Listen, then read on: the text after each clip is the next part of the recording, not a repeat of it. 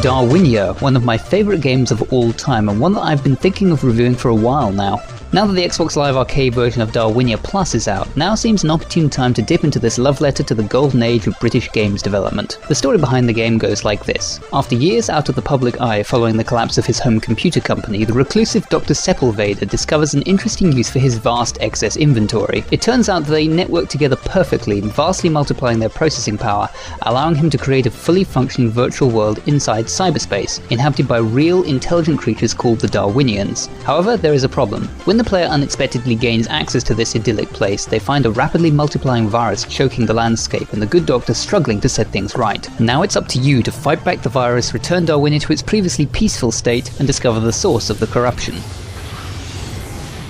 In terms of gameplay, Darwinia is something of a chimera. Combining elements of real-time strategy and arcade shooters, the player's primary goal is to defeat viruses, harvest their souls, and so produce more Darwinians. These are then used to operate the many inactive systems in the various levels, and so bring Darwinia back online. The main challenge is due to the nature of the Darwinians themselves. Since they're supposed to be intelligent beings with their own free will, one cannot directly control them. Instead, you can promote individuals to become officers who can pass on your orders. The Darwinians are initially defenseless, so the player can run several auxiliary programs to help out. These include the heavily armed Death Squad, the engineer who gathers souls and captures useful structures, and the armor which can carry Darwinians over otherwise impassable obstacles. Whilst the player takes command of the war effort against the virus, Dr. Sepulveda is busy developing improved versions of your programs, adding more firepower to the squad, allowing engineers to carry more souls, and so on. This even extends to the Darwinians themselves, making them stronger and eventually able to defend themselves against threats. The actual gameplay is pretty simple, since usually all you have to do is clear a path to the next objective for your Darwinians to follow. Things are made even simpler by the very low penalty for failure.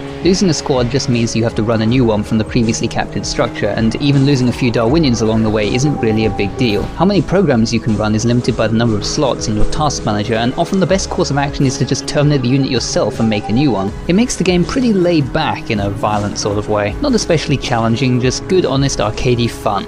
The game's presentation is probably its biggest draw. As you can see, it has a very distinctive retro art style and can be stunningly beautiful in its own way. As I said before, the game very much embraces the aesthetics of British computer games from the 1980s. The rolling fractal landscapes are inspired by the Amiga Vista application, the mechanics of the Death Squad are pure cannon fodder, and even Sepulveda himself is the spitting image of Sir Clive Sinclair. Beyond that, the game cherry-picks recognisable icons from many different sources, what with the Tron-inspired engineers and the airstrikes courtesy of bona fide space invaders. This combines with incredibly soothing music and nostalgic sound effects to create a world that's very easy to get lost in. The story is oddly affecting too. You wouldn't think crowds of the same flat texture could evoke much sympathy, but it takes a real heart of stone not to feel for the little Darwinians when you hear their cries of terror as they flee from a centipede virus, or gently sway and release box kites as they mourn their dead. It's very easy to care about the plight of the Darwinians, and one can't help but feel a bit sad as the game reaches its epic and somewhat costly climax. So that's Darwinia, a very accessible but deeply immersive little game that has the power to evoke a sense of nostalgia and wonder in any player, regardless of whether they're even familiar with its influences. Hopefully I've been able to articulate why I like it so much, and maybe inspired some of you to give it a try. As for the Darwinians, do they get their happy ending? Well, at the end of the game, they suddenly find themselves facing their own mortality for the first time, living in a world desperately short of resources, with every person heavily armed way before the society has matured enough to cope.